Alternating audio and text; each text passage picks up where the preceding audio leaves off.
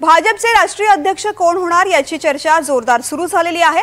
या रेसमध्ये महाराष्ट्रातलंही एक नाव आहे। कोण आहेत या शर्यतीमध्ये आणि कुणाच्या गळ्यामध्ये पडू शकते राष्ट्रीय अध्यक्षपदाची माळ, पाहूयात। मैं जगत प्रकाश नड्डा। जेपी नड्डांनी मोदींच्या मंत्रिमंडळात शपथ घेतली आणि नव्या प्रश्नाची चर्चा सुरू झाली। कोण होणार भाजपचा राष्ट्रीय अध्यक्ष?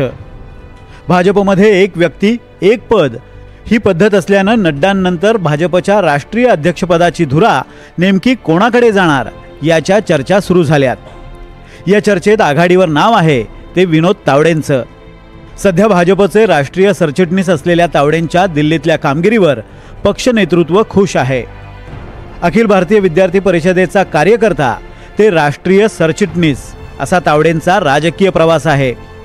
मुंबई अध्यक्ष, राज्यात मंत्री, विरोधी पक्षनेतेपद अशा विविध जबाबदाऱ्या तावडेंनी पार पाडल्यात। पश्चिम बंगालसह बिहारचे प्रभारी म्हणून तावडेंनी यशस्वी भूमिका निभावली आहे। पक्षासाठी राजस्थानसह विविध राज्यात महत्त्वाच्या जबाबदाऱ्या तावडेंनी यशस्वीरित्या पार पाडल्यात। महाराष्ट्राच्या निवडणुका डोळ्यांसमोर ठेवून निष्ठावंत विनोद तावडेंना भाजपच्या राष्ट्रीय अध्यक्षपदाची जबाबदारी दिली जाऊ शकते। मराठा चेहरा असल्यानं तावडेंना राष्ट्रीय अध्यक्षपद दिल्यास महाराष्ट्रात राजकीय फायदा होऊ शकतो असं भाजप नेतृत्वाला वाटतंय।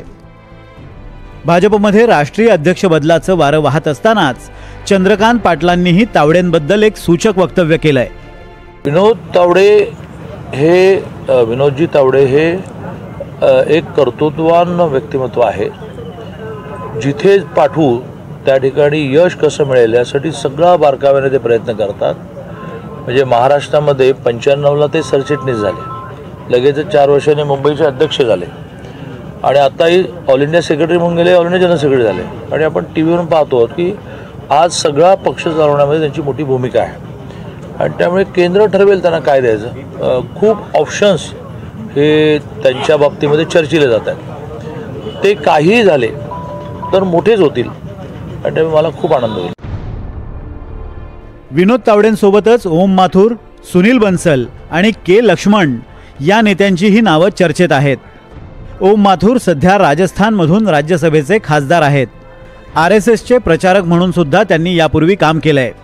माथुर गुजरात भाजपचे सरचिटणीस सुद्धा राहिलेत। महाराष्ट्र भाजपचे प्रभारी म्हणून सुद्धा त्यांनी काही काळ काम केलंय। तर सुनील बन्सल सध्या भाजपचे राष्ट्रीय सरचिटणीस आहेत। मूळचे राजस्थानचे असलेले बन्सल यांनी उत्तर प्रदेश निवडणुकीत महत्त्वाची भूमिका बजावली आहे। संघाचे कार्यकर्ते असलेल्या बन्सल यांनी पश्चिम बंगाल, तेलंगणा आणि ओडिशाचे प्रभारी म्हणून सुद्धा काम पाहिलंय। याशिवाय अध्यक्षपदाच्या शर्यतीत असलेलं आणखी एक नाव म्हणजे के लक्ष्मण। के लक्ष्मण हे भाजपच्या OBC मोर्चाचे अध्यक्ष आहेत। तसंच तेलंगणा भाजपचे माजी प्रदेशाध्यक्ष म्हणून सुद्धा त्यांनी काम पाहिलंय। मुशिराबादचे आमदार राहिलेले के लक्ष्मण सध्या राज्यसभेचे खासदार आहेत। जेपी नड्डा 2020 मध्ये भाजपचे राष्ट्रीय अध्यक्ष झाले। त्यांची अध्यक्षपदाची मुदत जानेवारी 2024 मध्ये संपली आहे। मात्र लोकसभा निवडणुका तोंडावर असल्यानं त्यांना मुदतवाढ देण्यात आली। आता लवकरच नड्डांचा उत्तराधिकारी कोण हे ठरणार आहे। Bureau report, NDTV Marathi.